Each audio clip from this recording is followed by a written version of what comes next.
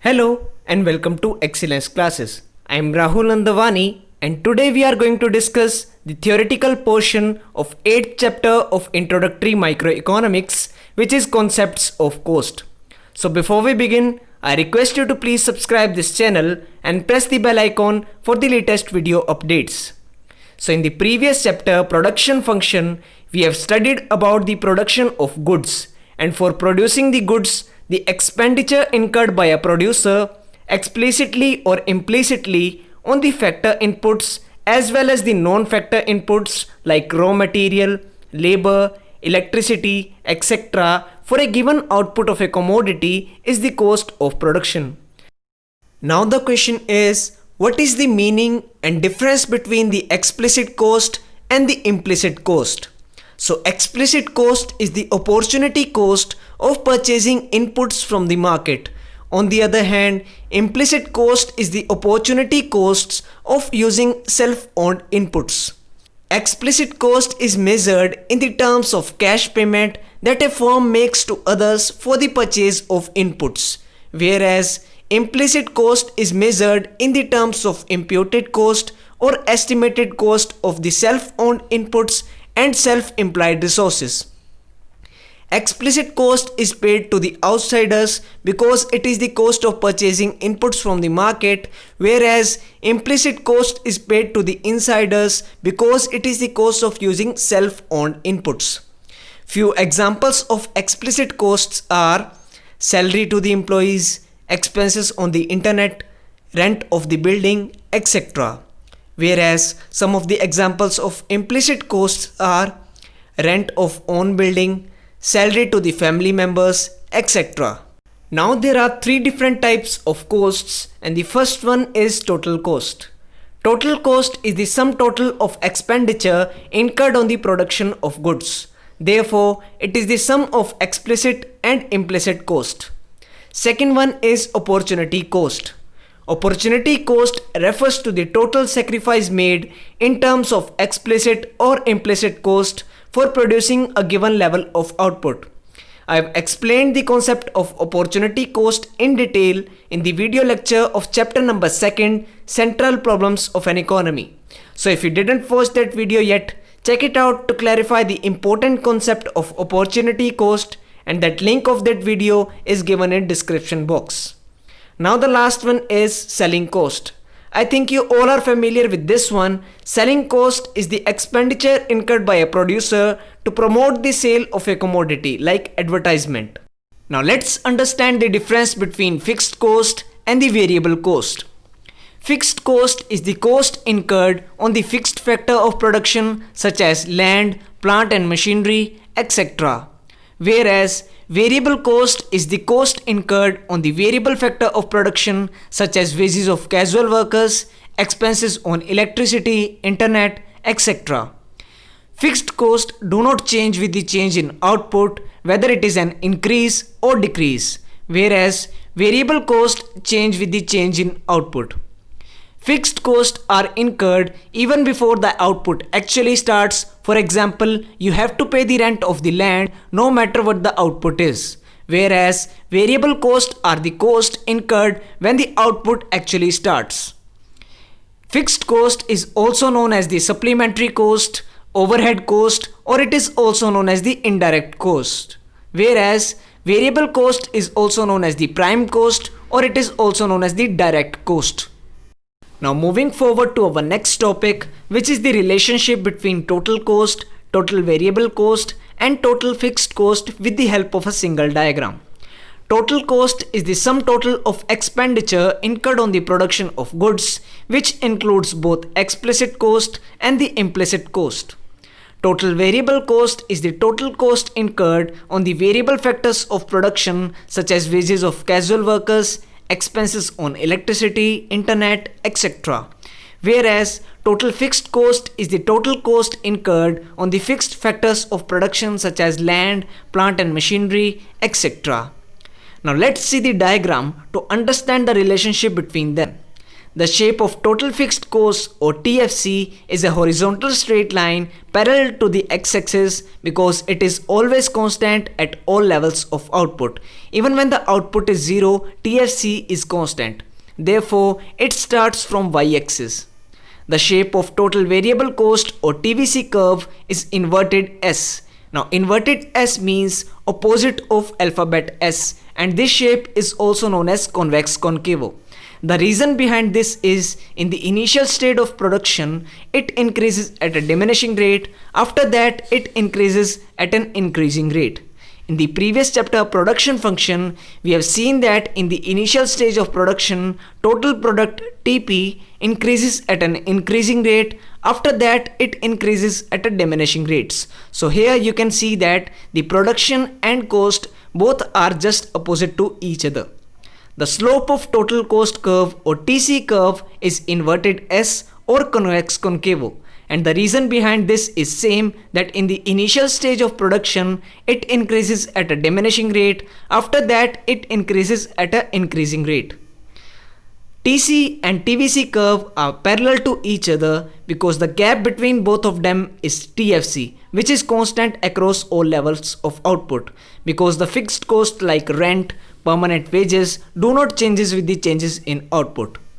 TC curve is above the TFC and TVC curve because it is the sum total of both TFC and TVC. Now moving forward to our next topic, which is the relationship between the average fixed cost, average variable cost and the average cost with the help of a single diagram. Average fixed cost refers to the fixed cost per unit of output, and it can be calculated as total fixed cost divided by the units of output. Average variable cost refers to the variable cost per unit of output, and it can be calculated as total variable cost divided by the units of output. Whereas average cost refers to the cost per unit of output, and it can be calculated as total cost divided by the units of outputs. Now let's see the diagram to understand the relationship between them.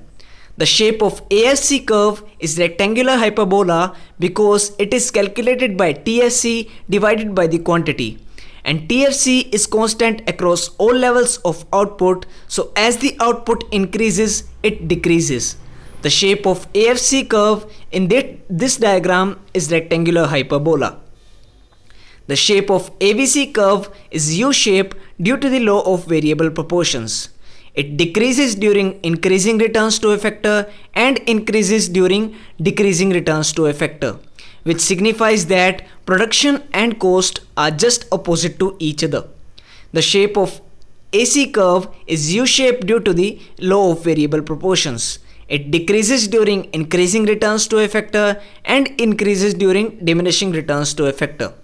As the output increases, AC curve and AVC curve becomes closer to each other because the gap between both of them is average fixed cost, which decreases as output increases. As output increases, AC curve and AVC curve becomes closer to each other, but they cannot intersect each other because the gap between both of them is AFC, which can never be zero. Because fixed cost is constant across all levels of output, and when we divide the fixed cost with output, it can never be zero. AC curve is above AFC and AVC curve because AC is the sum total of both AFC and AVC. Now the next topic is the relationship between the marginal cost, average variable cost and the average cost with the help of a single diagram. Marginal cost is the additional cost when we produce an additional unit of output. It can be calculated as TCN minus TCN minus 1. Average variable cost refers to the variable cost per unit of output, and it can be calculated as total variable cost divided by the units of output. Whereas average cost refers to the cost per unit of output, and it can be calculated as total cost divided by the units of output. The shape of MC curve is U-shape due to the law of variable proportions. It falls during increasing returns to a factor and rises during diminishing returns to a factor because production and cost are just opposite to each other. ABC cannot start rising until MC curve cuts AVC curve at its minimum point from below. Same as AC curve cannot start rising until MC curve cuts AC curve at its minimum point from below.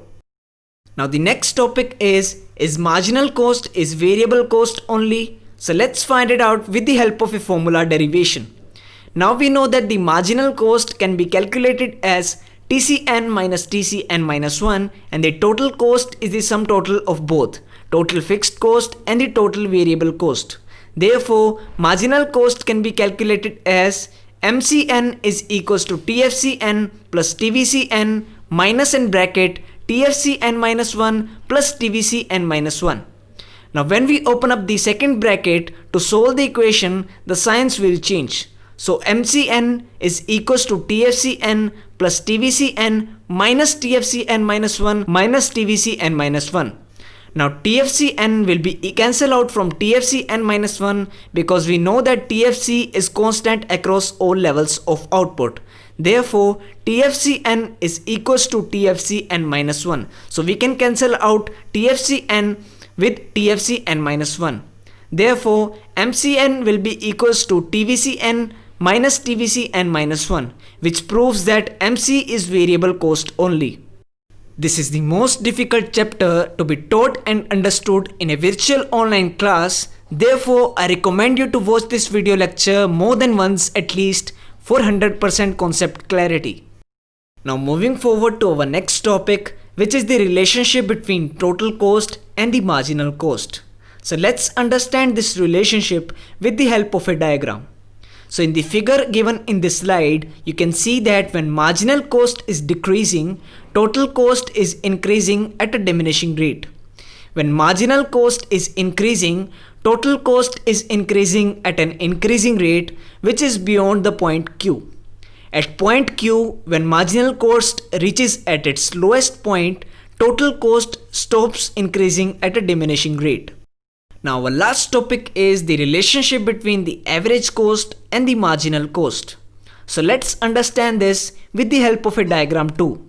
The figure given in this slide represents that when average cost falls, marginal cost falls much faster than average cost. Therefore, marginal cost is less than average cost. When AC rises, MC rises much faster than AC. Therefore, MC is greater than AC. So you can learn these points by using a trick that whatever task MC is doing, it is doing much faster than AC. When AC is constant or minimum, at point E, MC is equals to AC because at this point, MC curve cuts AC curve from its lowest point. Both AC and MC can be calculated by TC as AC is equals to TC divided by Q and MC is equals to TCN minus TCN minus 1. So this was all about the theoretical portion of concepts of cost. In this video lecture, we have discussed about the concept and types of cost, relationship between types of cost, and is marginal cost variable cost only. The numerical portion of production cost and revenue will be covered in the further recorded parts of this video. Till then, clarify the theoretical portion by watching these videos consistently. Thank you for watching this video.